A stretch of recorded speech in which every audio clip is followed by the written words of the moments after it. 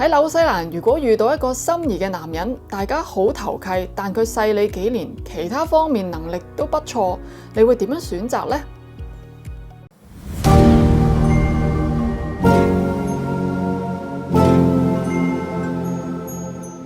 ？Hello， 歡迎你哋同我踩入南半場。今日我會帶你哋去睇賽車，同埋喺呢個打風之後我嘅奇遇記。仲有一樣嘢，其實你哋睇 title 都已經知道係咩嚟㗎啦，就係 Q&A 啦。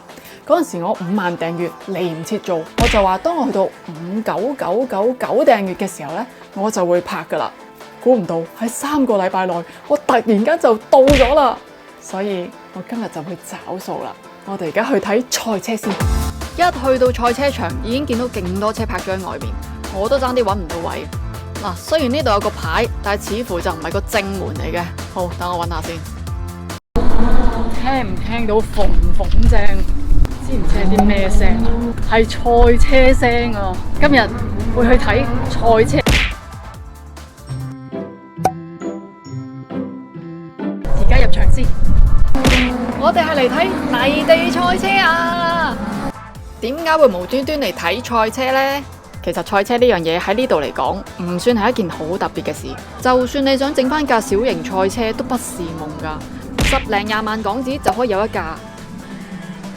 我聞到好大陣火藥味啊！佢哋仲有好多唔同類型嘅車添，睇下幾多款啊！仲有啊，呢度有啲場地呢，佢可以俾你帶自己而家揸緊嗰架車落場噶，即係得閒無事，你可以約幾個朋友去整場合法賽車，係真賽車喎，唔係去機鋪玩地通拿嗰啲喎。你哋睇下呢款車幾得意，上面頂住個唔知盒啊定係風箏咁嘅嘢，我就係知佢哋呢款車由70年代玩到而家噶啦。哈哈，冇咗現場聲，唉，大風成咁啊，點收音啊？仲搞到成面泥啊！睇泥地賽車啊嗱，坐頭排啊嗱，唉，我係咁要配下音啦吓，佢都係話好痛啊，好痛啊，啲泥啊吓。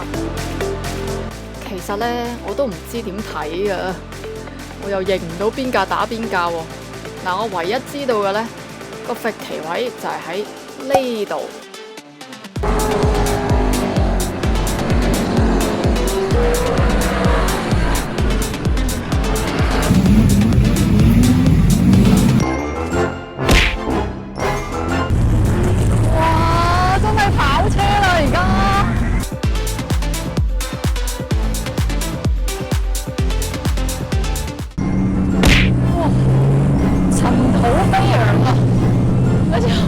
我而家係成身泥咯，全部打落我個身嗰度啦，全部都係泥嚟噶。睇得賽車就少不免會見到炒車噶啦，咁呢一架呢，就而家要拖離場，不過最緊要人冇事。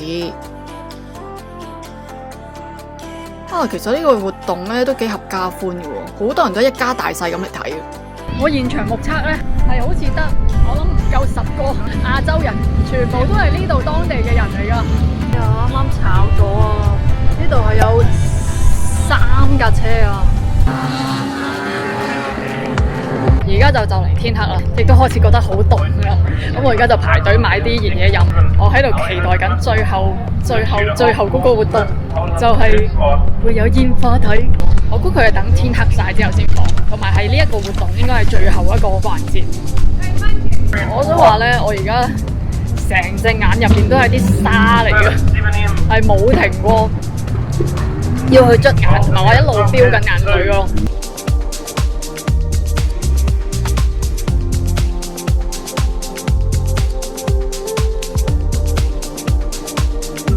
天氣凍不特止，仲要落埋雨添。究竟仲會唔會放煙花呢？而家又凍又落雨，都幾嚴峻嘅。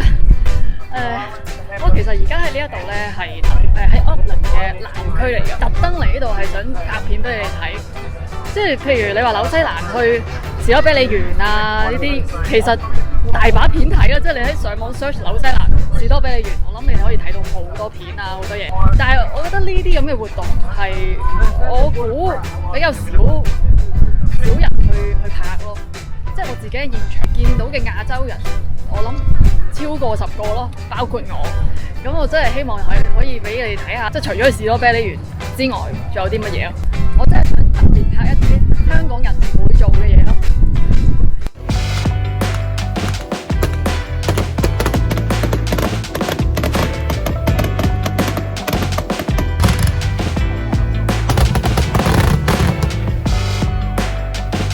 翻嚟啦！點啊？覺得呢個泥地賽車好唔好玩啊？嗱，我嗰日喺現場咧，就真係咧成面泥、成身泥嘅嚇，翻嚟要即刻沖涼。咁我諗住拍片咪坐前啲咯。咁原來啲泥咧係真係可以飛到好遠嘅。我終於明啲人咧點解又會擔遮啊，又會帶啲蓆啊咁樣嚟睇啦。原來就係放去擋嗰啲泥。咁我諗你哋而家都望到我手上面呢一隻小朋友㗎啦。咁講佢點樣出現之前呢，就講翻呢個風球先啦。咁其實呢一次呢，係我第一次喺紐西蘭遇到風球。嗱，以我所知咧，呢度嘅夏天其實個天氣都幾好嘅，係好少會有啲咁大嘅有暴風雨啊，有風球咁樣。不過好彩，即係奧克蘭呢邊呢，其實就冇乜話太大影響，係有啲地方有少少水浸。但係呢，喺遠少少有一個地方叫做 Hawke's Bay 咧。嗰度就真係好嚴重啦，真係有好多車啊、屋啊浸咗之餘咧，亦都有人係因為咁樣而死嘅。咁嗰日我喺呢邊咧，其實都真係不幸中嘅大幸，即係雖然你哋見到我都好似有少少牙煙咁，即係又要去個車房頂嗰度去補翻嗰個窿啦。但係好彩，即係到而家都 OK 嘅，即係大家都唔使太擔心。咁我都希望即係喺呢一次風球受到影響嘅人都快啲可以恢復翻一個正常嘅生活啦。咁講翻呢位小朋友啦，我點樣會遇到佢嘅咧？其實嗰日咧就係打風嘅第二日，2月14號啊。咁咧我就屋企冇雞蛋，我就出去買雞蛋啦。就喺呢個時候，我喺條馬路上就見到呢一個慌失失嘅刺蝟仔喺度行嚟行去、跑嚟跑去咁樣，又唔係跑，佢真係唔識跑嗰陣時，佢係躝下咁樣。佢係咪受傷定咩咧？咁我停咗架車喺一邊，跟住我就望下佢。後尾就見佢真係懵嘅喎，即係佢咁樣喺度，真係會俾車撞死嘅。跟住我就好二話不說就捧咗佢上車啦。咁原來刺蝟喺呢一度嚟講，係屬於 pest 嚟嘅，即係佢係過多嘅一種動物嚟嘅咯。而佢正常嚟講咧，其實唔會日間出現嘅，所以好多人知有好多，但係其實好少見到佢哋。佢話有可能發生嘅情況咧，就係佢盲咗。咁我翻嚟 check 過咧，佢好明顯唔係盲嘅，係咪啊？你睇到喎，啊，我俾嘢你食，你會追嘅，係咪啊？我自己推斷咧，佢應該係因為打風嘅關係。冇咗間屋，因為其實附近咧都有好多樹啊，嗰啲冧咗嘅。同埋當我帶佢翻到嚟屋企嘅時候咧，佢係極度肚餓，我俾啲嘢佢食，佢係極快清晒咯。其實順便就已經可以直入呢個 Q&A 啦，因為都好多人問佢咧，唔係問我咧，佢嘅去向會點樣？即係我係會養佢啊，定係放翻佢去大自然啦咁樣。好，我而家就答你哋啦。佢嘅最終目的地就係翻去大自然屋企。不過咧，我就真係想將佢養得大隻翻啲、強壯翻啲，跟住咧我就會帶佢去一啲偏遠啲嘅森林嗰度放生噶啦。因為咧佢住得咁近民居咧，其實佢都有啲危險。咁你繼續食多啲啦，我遲啲帶你翻森林好冇？佢真係瞓着咗啊！俾你睇下，佢哋瞓覺係會捲埋晒啦，咁都啱嘅，因為佢要保護自己嘛。佢捲埋嘅時候，佢啲背脊嘅刺咧就會豎起一啲。其實佢而家都有少少豎起嘅，但係就未至於話真係好急咯。好啦，其實咧佢都唔係好中意見到咁光嘅地方嘅。咁我而家就俾佢翻入去籠度瞓覺先，順便帶翻阿撞狐仔出嚟。遲啲見。而家就正式 Q&A 啦。感嘆號。你細個中意啲咩卡通人物？我中意個騎羅羅啦、Pingu 啦，嗰隻企鵝，同埋冇啦。其實係呢兩隻啫。VD 佢就問 What was your favorite TVB series you did? You are an amazing actress and we miss you on the screen。多謝。我諗係天涯合衣，因為咧有得去非洲睇好多動物。Sam Leon。我想知車房屋頂現況 OK， 都真係 OK， 而家都冇乜大問題。不過呢排咧都仲係落雨，所以我要啲時間先至可以即係 call 人嚟睇啦。Frank Wong， Auckland 嘅中式餐飲、茶餐廳等你有咩評價意見？我呢又未真係去過好多間啦，我又覺得未可以去到評住嘅。或者你哋留言話我知有邊間你哋覺得好食，你介紹俾我。喂，如果俾你重回人生任何一個時間點，你會選擇翻到幾時呢？點解呢？我想去荔園，有荔園嘅香港真係好正。有好多人問你問題喎，你知唔知道 ？Alan Lee 問藏獒幾時生日？今年諗住點樣同佢過？以往又點樣同佢過？藏獒真係好可愛啊！佢係幾可愛嘅。嗱，佢幾時生日呢？我係唔知噶，因為佢係領養翻嚟噶，所以我都唔知佢究竟係邊一日生日。基本上呢，全年都係佢生日，大家都知道，我不嬲當佢係大佬嚟噶啦吓，佢話要乜就要乜噶啦。大陸佢就問啦，藏獒點解叫藏獒嘅咧？不如你自己講。點解叫藏獒咧？雖然佢冇真藏獒咁大隻啦，但係我覺得佢覺得自己係藏獒咯。嗱，咁講啦，藏獒咧佢係領養翻嚟嘅。其實對於好多嘢咧，佢都係會有啲戒心，唔係咁容易咧會去信一個人嘅。但係我覺得佢個性格係好似藏獒嘅，佢係鐵漢柔情嘅狗狗咯，即係藏獒俾人感覺好似好兇惡咁樣啦。但係其實佢對佢主人咧係好有愛嘅。講真，我平時剪片啊，即係搞到好夜啊嘅時候咧，佢都一路陪住我，係好 sweet 嘅。天風國，如果刺蝟仔同藏獒唔夾，我會點做？其實我就冇刻意要令佢哋夾嘅，因為始終阿 Jim 波咧，佢都係要回歸大自然嘅。我又唔想佢咧好似一隻寵物咁樣。雖然每一日咧我都會抱下佢，我真係忍唔住佢實在太可愛。但我都希望佢可以保持翻一個野生嘅狀態，等佢可以翻去大自然嘅時候咧都唔會唔習慣咯。Crazy Moon 咧就問新西蘭係咪羊多過人？係，以前咧係一個人對22隻羊，而家咧係一個人對5隻羊，始終都係羊多過人。觀眾 Alice Lam 嘅留言咧好受歡迎啊，有好多人回應佢。Auckland 有冇啲特別嘅動物會周圍行唔驚人嘅咧？好似加拿大有浣熊、松鼠、塘鵝、海鷗、天鵝、麋鹿、黑熊、野狼、狐狸、臭鼬鼠。你係咪喺個動物園嗰度啊？你唔係講緊佢哋係周圍走嗰啲啊嘛？上次我去澳洲昆士蘭黃金海岸就見到啲好大隻嘅蜥蜴周街行，完全唔驚人嘅。有紐西蘭嘅觀眾咧就回應佢啦，紐西蘭冇綠色嘅鴨，冇大型動物，野外徒步好放心同安心。咁啊 Alice 就回應佢話加拿大出現嗰啲動物咧好惡㗎，平時喺商場出邊嗰啲塘鵝啊、鴨啊，千祈唔好以為好善良啊，專係追住啲人類嚟咬。浣熊啊最中意蝦啲細路仔，捉住佢哋嘅腳唔放，俾個可愛樣欺騙咗，俾個可愛樣欺騙咗啊！跟住呢個觀眾應該佢都係紐西蘭嘅，阿 Andrew Chill Kit Jung 佢就話紐西蘭冇啲咁嘅動物嘅，呢度啲動物冇天敵，所以好和善，同呢度啲人一樣。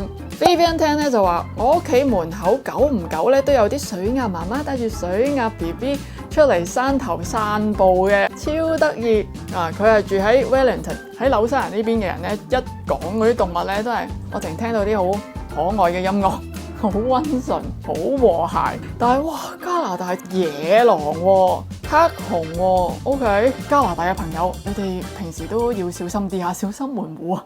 Serena 9287就嚟10萬 subscribers， 要跳笨豬跳咯，心情如何呢？緊張、興奮、期待，想搵人陪。WL Chow 2015會唔會考慮開個 YouTube 會員區、Patreon 等等？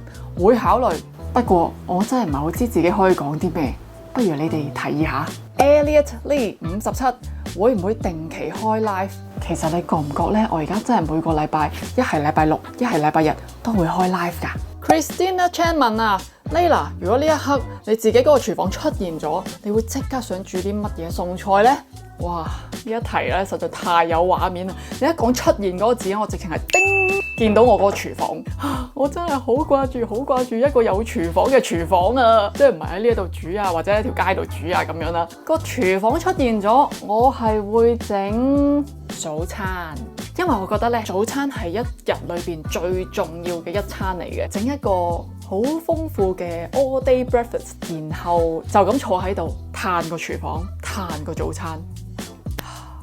幾時可以做到咧？我見到有唔少人咧都問我同一個問題，就係點解會嚟紐西蘭？其實喺我之前嘅片度，我用成條片嚟解釋咗我點解嚟紐西蘭嘅。我都再答一次啦，我就揀咗呢一個問題嚟答嘅，因為佢問法係有少少唔同。佢就問啦 ：If you had the choice to move to another country, would you go there, or would you choose to stay in NZ？現階段嚟講，我會 stay in NZ。嗱，我揀得嚟紐西蘭咧，當然有我嘅原因啦。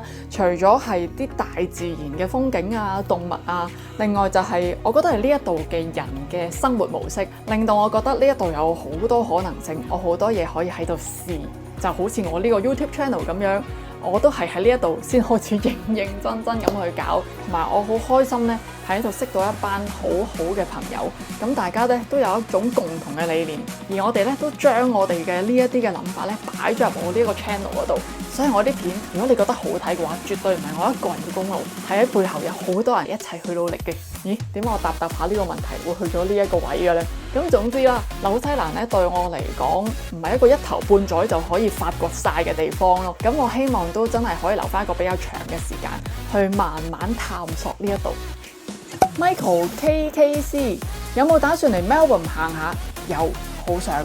Harrison Poon 喺紐西蘭，如果遇到一個心儀嘅男人，大家好投契，但佢細你幾年，其他方面能力都不錯，你會點樣選擇呢？我會帶佢返屋企，然後幫佢沖涼，餵佢食嘢，養大佢，然之後送入森林。Lexicon 888 I think you are the kind of person who's easily burst into tears. 眼淺的人 Is that so? Yes. Felix 咧就問咗我可唔可以講下食素嘅經歷，點解之前決定食素，而家又變返食肉嘅呢？其實呢一個問題咧，我之前喺一啲訪問啊或者一啲留言度咧，我都有答過嘅，但係咧就唔知點解冇人理啊，又或者翻炒啲舊新聞啊。其實咧我真係食素係大概食咗年零到啦，然後咧我好快就轉咗做彈性素食者啦。點解咧？就因為喺我食全素嘅時候咧，我試過入咗2次醫院。係真係暈咗嗰一隻啦，咁啊醫生咧就同我講：你唔好玩啲咁嘅嘢啦，這些機會不是你的。就由嗰陣時開始做咗個彈性素食者啦。咁嚟到而家咧，基本上我乜嘢都食噶啦。除咗羊啦，羊我就而家都係冇食嘅。同埋由我接觸紐西蘭呢個地方開始咧，我覺得我對生命啊、對世界啊有一啲諗法係唔同咗嘅咯。呢一度嘅山同埋海係有人權嘅喎，即係 personhood 喎。